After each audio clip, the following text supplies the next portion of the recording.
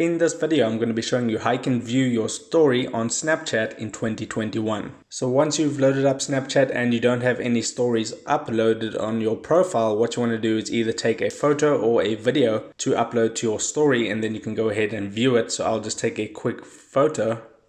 Now that I have my photo that I've taken on Snapchat, I can tap on the send to button to go ahead and add it to my story by tapping on my story right at the top. And then I'll just tap on OK and then tap on the blue upload button. Now that story has been uploaded to my Snapchat profile, and you can see at the top left of the screen where my Bitmoji icon was, you can see the picture that I took to add to my story. So I can tap on that in the top left corner, and then you can see it says stories, and underneath that it says my story. You can go ahead and tap on that picture of your story, and this will be how you view your story on Snapchat. It tells you how many views you have, and you can see 3 vertical dots at the top right of the screen. If you tap on that, you can save it, you can delete it, or you can send it to someone on Snapchat. So that would be how to view your story on Snapchat in 2021. If this video helped you out, make sure to hit the like button and subscribe for more. Take care.